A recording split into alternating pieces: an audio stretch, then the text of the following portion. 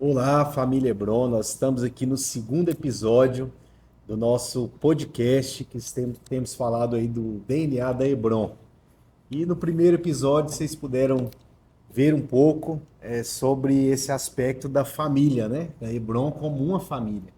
E nós temos um slogan que é Hebron, uma família com propósito. E nesse segundo episódio a gente vai estar falando sobre o propósito da igreja, qual que é o propósito da Hebron, de nós sermos igreja.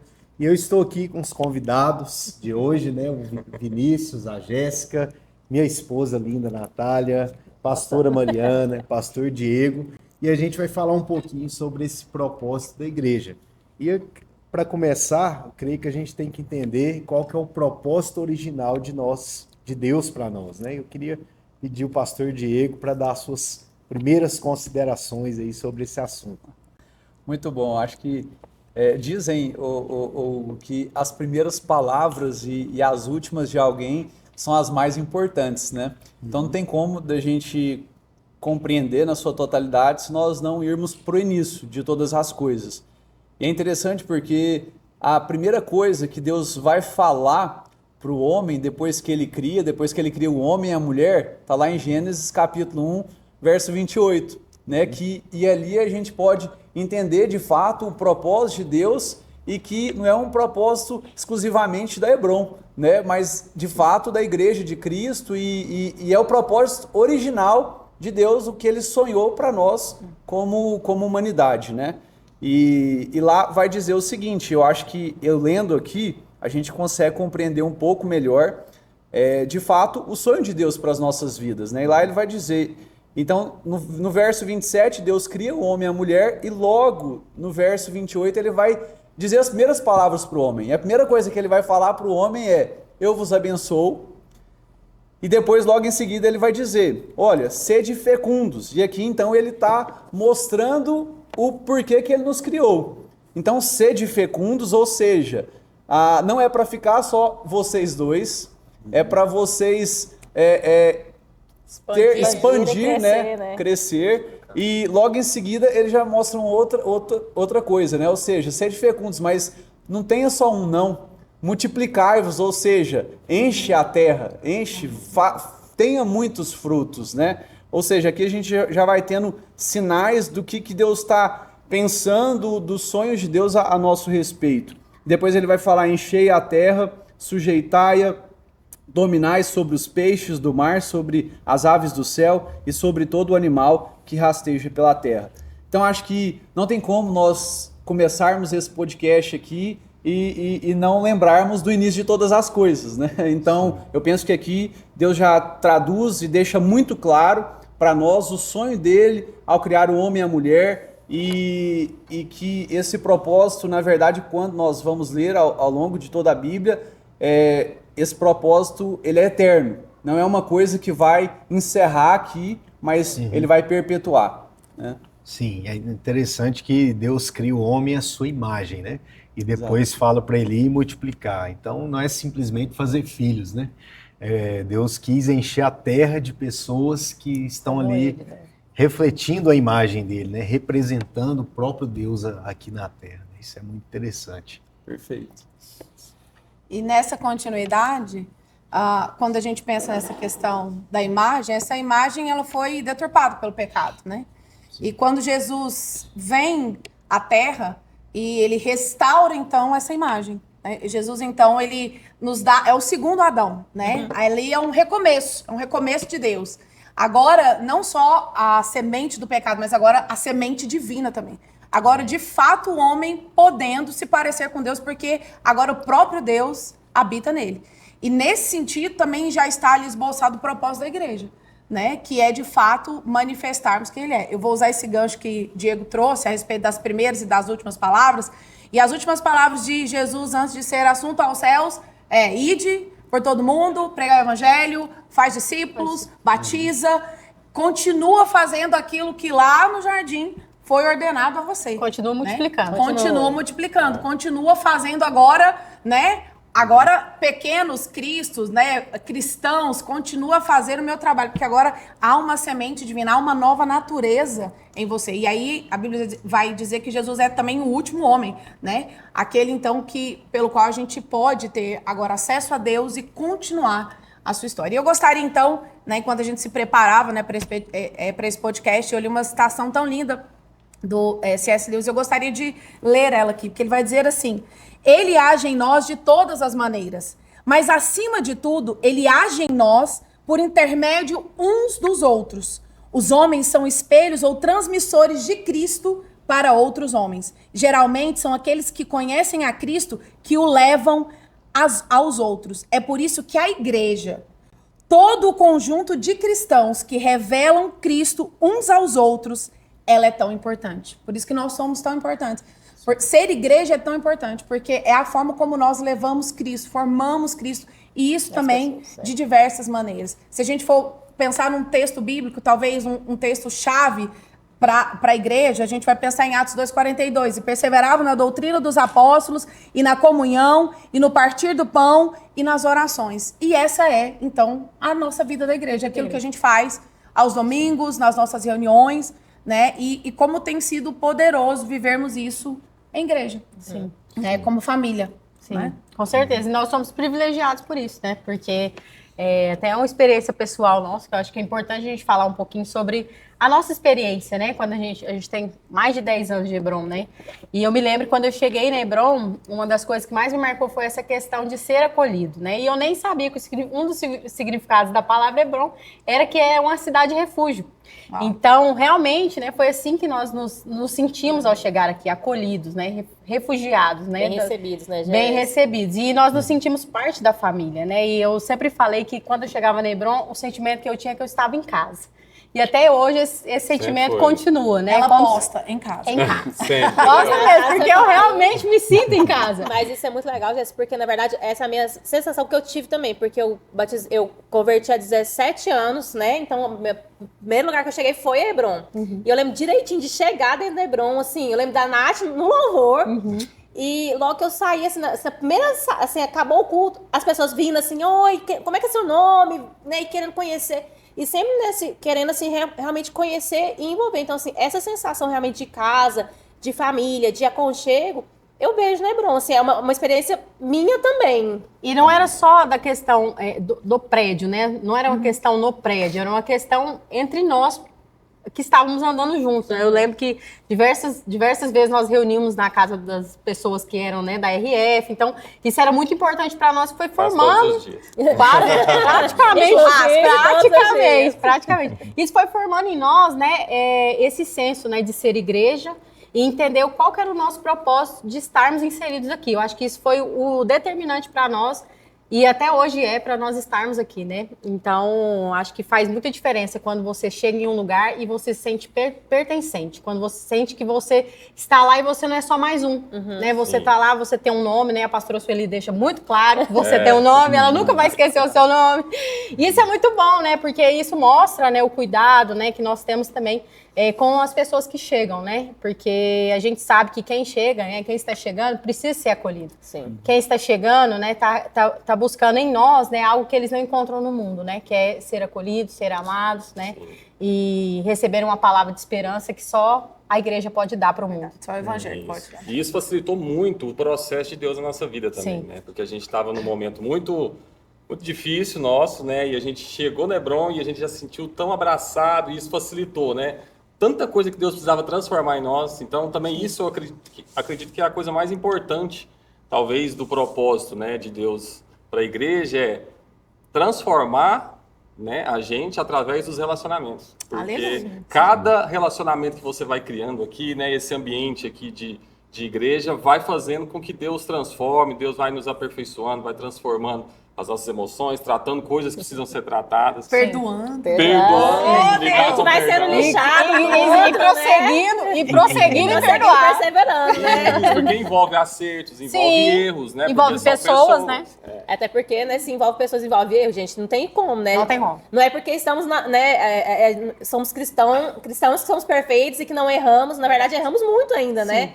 E a Muito. busca, na verdade, é aprender a perseverar apesar dos erros, é estar junto apesar das dificuldades, das limitações, porque cada um tem, né? Desde nós, pastores, aos irmãos, a quem chega, aos novos, né? Então, assim, eu acho que é muito isso, entender esse lugar de ser igreja, é entender isso também, né? Que nós estamos propensos a errar, né? Na verdade, a certeza que temos é que vamos errar, né? E a gente parte do princípio que a gente pode perdoar e que a gente pode continuar caminhando junto, apesar, né, dos erros e das dificuldades que a gente tem um com o outro. E vamos ser. E nem por isso vamos deixar de ser família, vamos estar reunidos da mesma forma. E eu acho que um ponto importante, eu acho, da gente colocar e desmistificar também, é que a maioria das pessoas, e principalmente quem não é convertido, acha que a igreja é o prédio. Sim. Né? Que é uma rotina de você vir ao culto e tá tudo certo, né? Como o pastor falou domingo, né? Tá pago, né? Cumprir uma obrigação. Sim. Mas é justamente isso que a Jéssica e o Vinícius falou, a maneira como nós somos transformados, ainda que a palavra ela vai nos moldando também, mas não tem como nós desprezarmos a importância do relacionamento dos irmãos. Sim, e como nós vamos sendo moldados, né? Observando os irmãos, a forma como vivem, a forma como Deus tem trabalhado na vida de cada um, e nós somos despertados olhando uns para os outros também, né? E até como referência também. A gente consegue enxergar referência no irmão, né? Enxergar como que Deus trabalhou naquele irmão e enxergar como que há esperança em mim, né? Que Deus pode trabalhar também dessa forma em mim. Sim. A gente até usa disso, né? Para fazer as nossas reuniões. A Jéssica conduz o Brave Woman, né? A gente tem a nossa reunião de homens também. Que sempre termina em churrasco. Que sempre termina em churrasco, que já virou um churrasco de homens, né? Para homens, né? Para homens! E essas reuniões também servem para isso, né? Através das nossas experiências, né? Pessoais mesmo, através daquilo que Do compartilhar, né? daquilo que Deus já trabalhou em mim, né? Através até da minha própria dificuldade, eu vou lá para a reunião e eu compartilho aquilo, e às vezes os outros se identificam, outro pode até me edificar, trazer uma experiência dele, e a gente vai utilizando dessas reuniões para sermos aperfeiçoados. Eu acho que quando a gente se encontra em casas, né, que é uma das coisas que a gente sempre fez, né, é um ambiente de tanta vulnerabilidade, de você poder expor, né, as suas dificuldades, você entender que não é só você que está passando por aquilo, o irmão também está passando. Então, a vida na igreja, né, dentro do prédio, ela vem para nos edificar no sentido da palavra, né?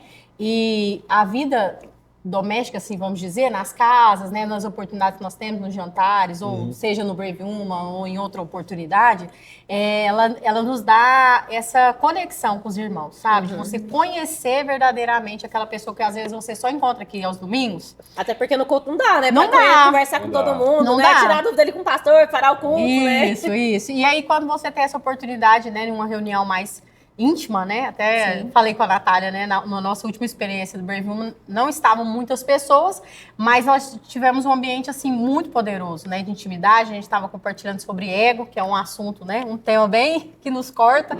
E foi muito poderoso, né? Todas nós saímos de lá impactadas, né? Com o que Deus fez. E a gente estava só numa sala, não tinha estrutura nenhuma, só tinha as irmãs disponíveis, né? E o Espírito Santo falando com a gente. Trabalhando.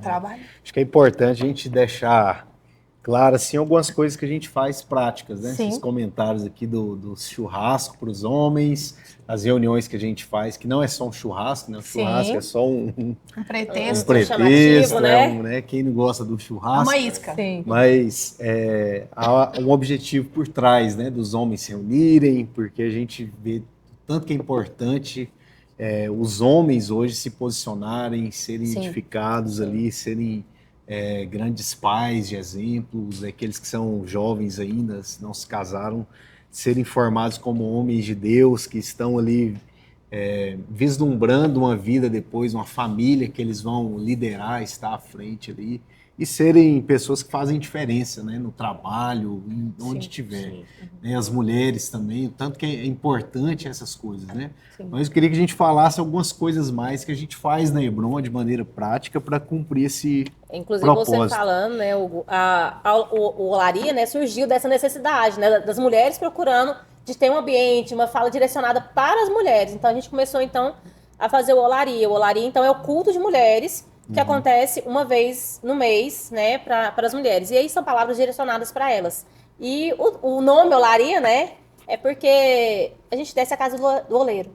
Né, o momento ali da gente ser realmente transformada, tocada, né, permitir lá o Senhor, né, o nosso oleiro, poder nos tocar. Mas é sempre tão gostoso porque a gente sempre tem uma comunhão antes, então a gente lancha junto, come junto, né, para depois a gente compartilhar a palavra. E tem sido, assim, poderoso, né, é um ambiente de estar junto às mulheres e surgiu dessa necessidade mesmo, de perceber como era importante para as mulheres, porque, assim, os homens, eles não têm tanta necessidade de conversar, de estar junto, né, aquela coisa. Mas as mulheres têm essa necessidade, né, e, assim, tem sido poderoso mesmo poder compartilhar com as irmãs, né, cada laria, cada mês, né, de poder ver transformações mesmo nas irmãs, né, a cada palavra. E Testemunhos, né? Sim, a gente até no último laria tivemos um testemunho poderoso de uma irmã da Sheila, né, que trouxe um testemunho de como ela tem sido marcada mesmo, assim, né, a cada palavra, né, no jejum mesmo, e como ela tem se transformado dentro de casa, né, com os filhos, com o marido, né, a partir das palavras que ela tem recebido. Então é bem legal, assim, o Olaria é... Sabe o que eu acho interessante, assim, no Olaria? Que a gente consegue reunir, né, todas as idades, né? De todas as idades, E verdade. é tão bom isso, porque a gente percebe, né, que o que interessa mesmo, né, é a interesse do coração, né? Que quando nós estamos reunidos, assim, eu não sei, né, quando tá reunido mulheres, assim, não sei, parece que o ambiente é um pouco diferente, sabe? A questão, assim, da sensibilidade, né? E é tão bom isso, né, que é a oportunidade de a gente ter acesso a essas irmãs, né? E as irmãs também nos conhecerem, então, eu acho que é a hora que a gente se sente mais, assim, é muito bom ser família, sabe? Então, é a oportunidade que a gente tem mesmo. Com certeza. Legal. E nesse sentido, né, de que na Olaria a gente tem todas as idades, né? E uma igreja saudável é uma igreja que tem todas as fases, né? As gerações, com certeza. E a gente também tem, né, para as nossas crianças também um trabalho, né? Porque elas Graças a Deus. precisam, elas precisam aprender do Senhor e elas são formadas desde a infância, até mesmo o nosso berçário. Todo mês a gente tem ali o versículo do mês, está colocado ali para que os pais possam ler, falar para elas. E nós apresentamos para as crianças a grande história de Deus. A Bíblia é a grande história de Deus e nós estamos inseridos nela. Então, quando nós apresentamos ali, né, todas as histórias bíblicas, a gente está dizendo para ela, olha, tem gente que passou por isso, tem gente que passou por isso, como Cristo foi revelado em cada uma dessas situações, né, e como que Jesus, então, conecta elas ao mundo delas de hoje, né? E para isso a gente usa um grande material, o Pense Laranja, maravilhoso, que faz essa ponte, né? O mundo atual delas, né? O mundo de hoje, nosso, mais permeado pela palavra de Deus. Então elas estão aprendendo de modo prático como viver a palavra de Deus no mundo de hoje, né? Então a gente tem esse trabalho que ele acontece aos domingos no culto pela manhã e em algumas RFs, nas nossas reuniões de famílias, a gente tem algumas líderes que também cuidam das crianças. Paralelo, né? Paralela a essas reuniões que fazem também, que continuam esse trabalho que a gente faz aos domingos. A gente tem alguns eventos também que a gente sempre faz durante o ano. Para quê? Para que as crianças conheçam e tenham essa experiência, né? Achei interessante que a Clara me disse assim, quando terminou o XP Kids, que é um evento que a gente faz para as crianças, né, que é um dia todo aqui no prédio, ela falou assim, mãe, em todas as orações eu senti uma vontade de chorar, né? Eu falei, olha, né, você está aprendendo o quê? A conhecer a presença de Deus. A presença de Deus nos toca, né? A presença de Deus nos traz, né, nos traz vida, né? E eu acho que esse é o propósito, Cristo ser formado. Desde então elas estão aprendendo, né? O que o pecado fez, mas o que Jesus fez também. E o que Jesus tem feito nas nossas vidas, nas nossas histórias. É interessante que, acho que o propósito nosso como igreja é ter todas as gerações, né? Desde as crianças, adolescentes, jovens, adultos, os mais velhos, se sentirem como uma igreja, um corpo edificado juntos, né? Então esses trabalhos são muito importantes. A gente tem a sala Teens também, né? Que é um trabalho também inserido no Pense Laranja. e que foi algo assim fundamental para essa conexão. A gente sabe que as transições das idades da vida, né, elas são tão, como é que fala? É um negócio assim Cheio tão de crise específico, também. né, que envolve crises, envolve, são Mudança. desafios. Então, uma criança que se torna adolescente já não é criança, mas Não também sabe já seu não é um lugar, jovem mais não velho é jovem, e mas se também é criança, sente eles ficam ali deslocado. meio Então, a perdidos, sala né? Teens foi um lugar de conexão, né? Para que Verdade. aqueles adolescentes ali andem junto e também comecem a se conectar com jovens. Temos o trabalho de jovens também, que é o Link, tem um culto Link que acontece para os jovens. A gente tem um trabalho com os jovens adultos, né? RFs também, que fazem coisas específicas, porque é uma transição também, né?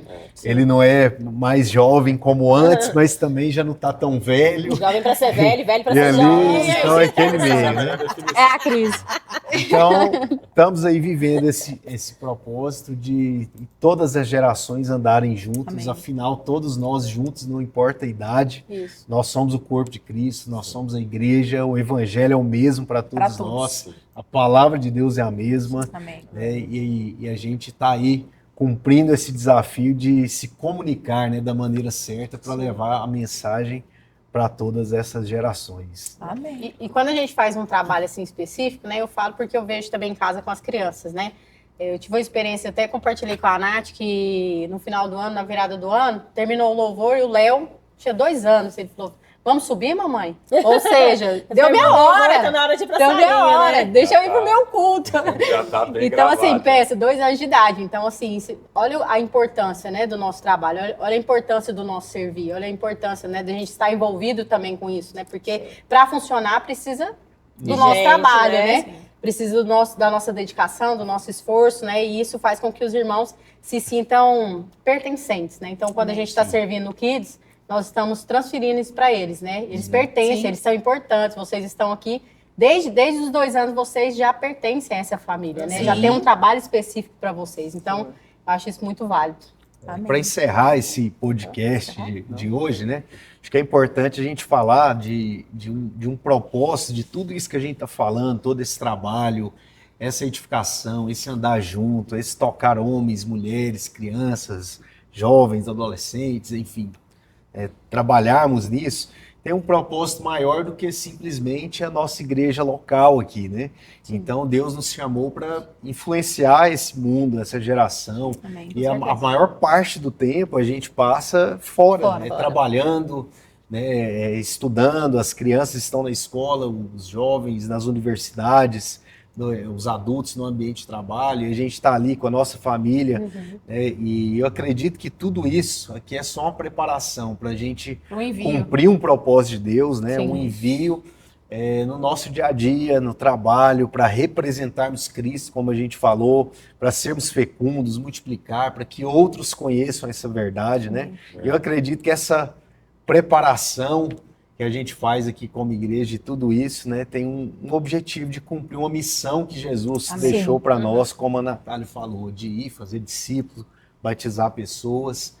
Eu queria umas considerações finais para a gente encerrar. Se alguém quiser falar mais uma coisa, para a gente encerrar com chave de ouro aí esse segundo episódio do nosso podcast sobre o DNA da Hebron e encerrar aí com esse assunto. Bom, eu penso que analisando tudo que foi falado e toda a dinâmica que a gente faz aqui com todo o trabalho, tanto com as mulheres, quanto com os jovens, com os teens, com as crianças, eu penso que não é muito diferente, Hugo, da dinâmica da família, por exemplo, quando a gente reúne.